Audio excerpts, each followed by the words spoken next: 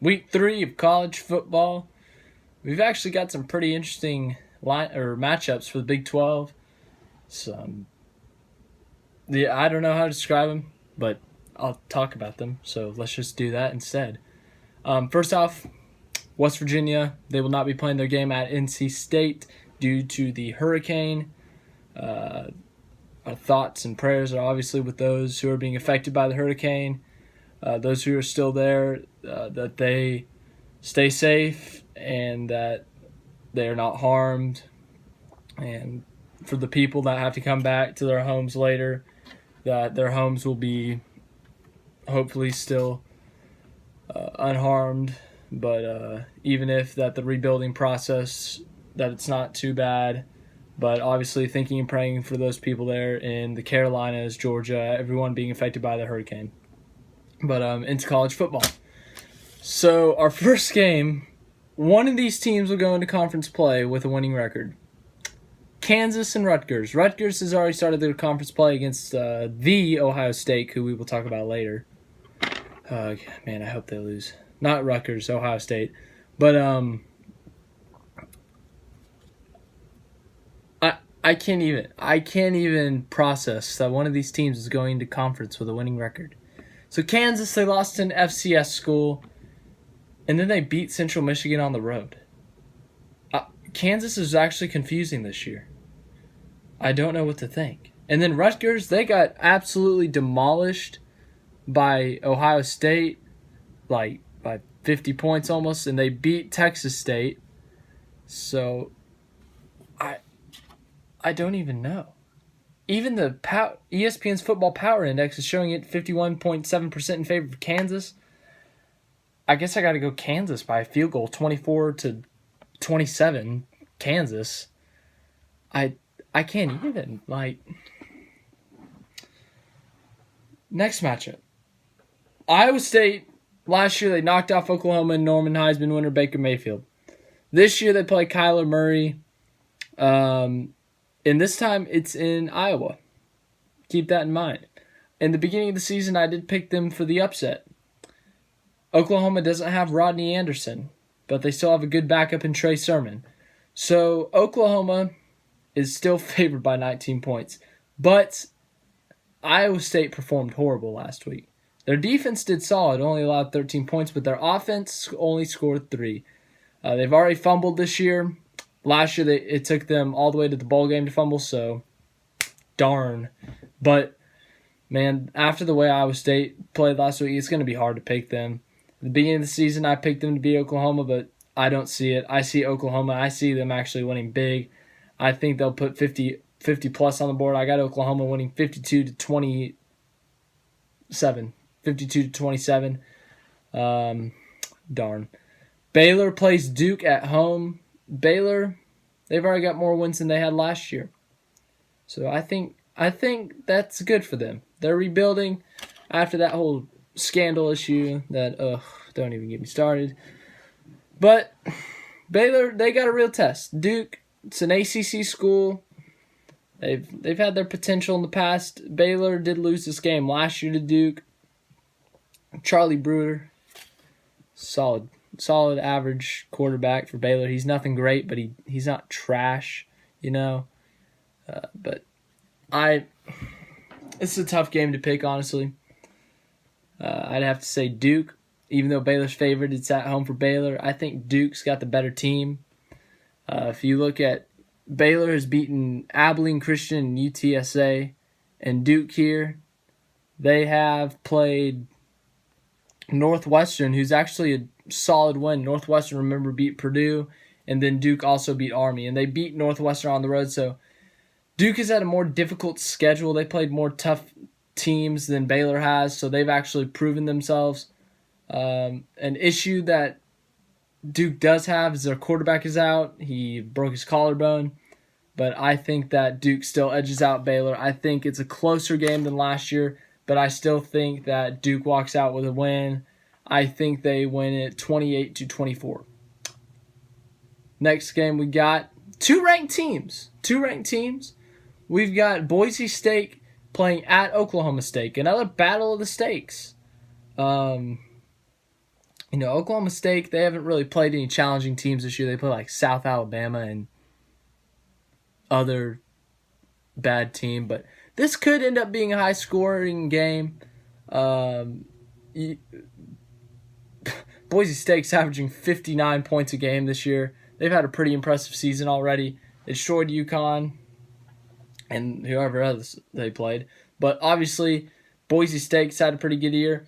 And Oklahoma State, I'm going to pick them. I'm going to pick them like I did at the preseason. I think they're a better team.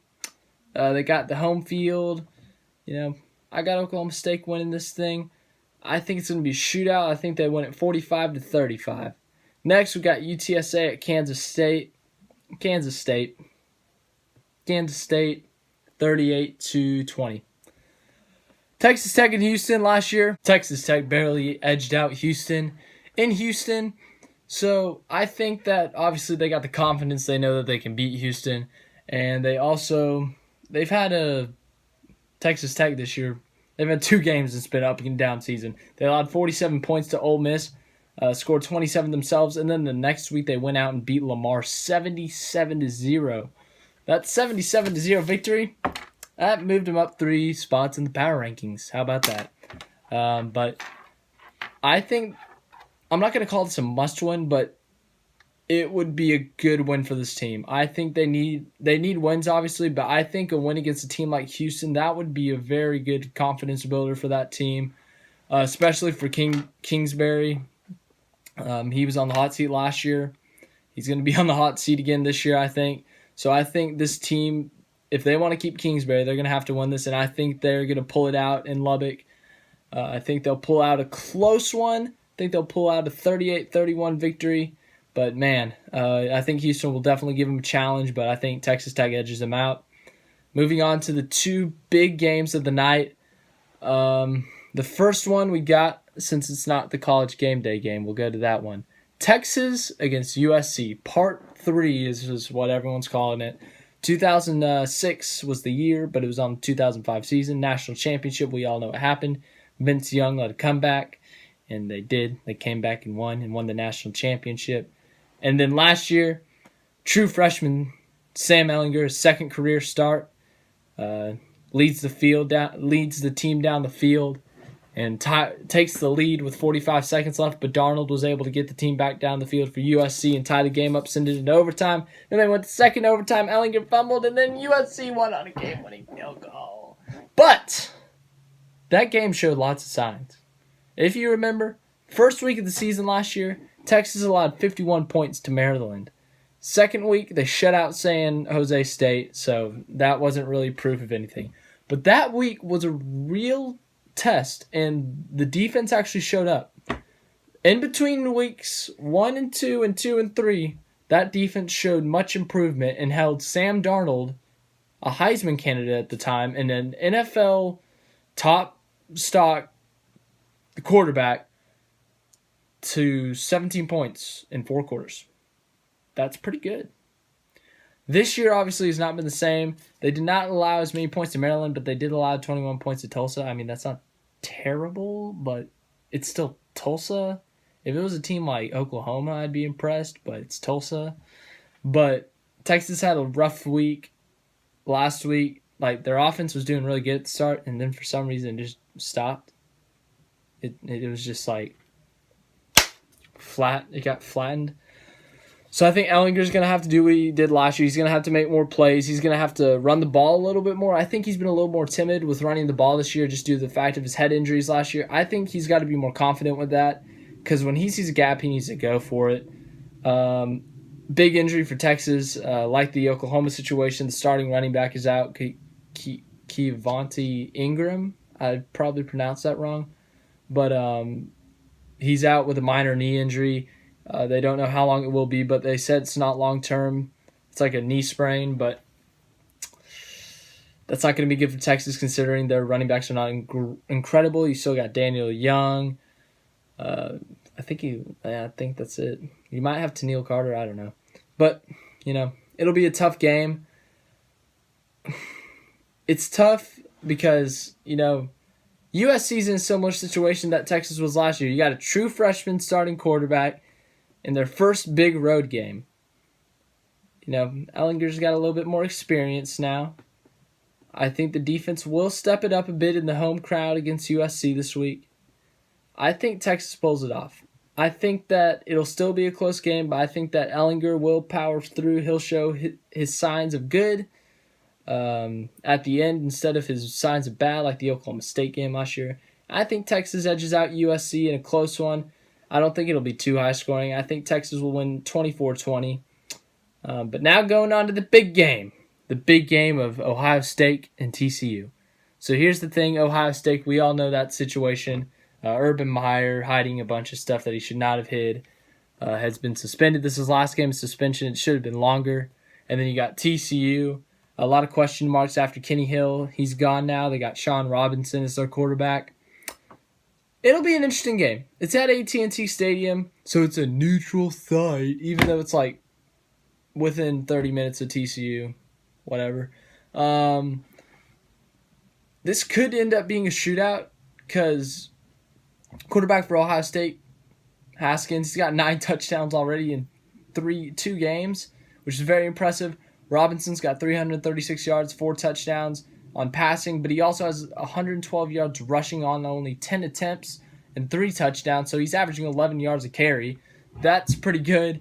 TCU's got a pretty athletic receiver / punt returner. Turpin, he's pretty quick. He's pretty speedy. You got to watch out for him. I think TCU's got the home crowd, so I think it's going to play a big advantage, and I'm telling you, I'm going to stick with my pick. I think TCU wins it. I think Ohio State, they're a little bit distracted still. I think that hurts them. I think TCU comes into this game saying, hey, we got a statement to prove here. We got to prove that we are worthy of being in the top 10, but not just the top 10, but being in consideration for the playoff.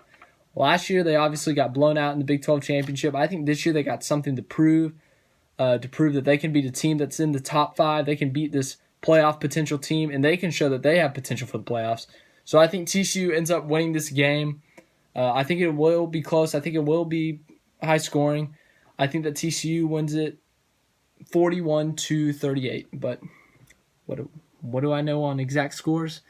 It's difficult to predict the exact scores. I try my best. It's just a guess, but woo! Man, we got some good games. Thank you for watching. That's all I have for today. Tomorrow will be the Las Vegas playoff race preview. Sunday, we'll get Big 12 recap. Monday, race recap. Tuesday, I don't know if I'm going to keep up the championship series. I might if I do. Cool. But video here. Subscribe by clicking on my face. That'd be awesome. That'd make me happy. Thank you for watching. Yeehaw.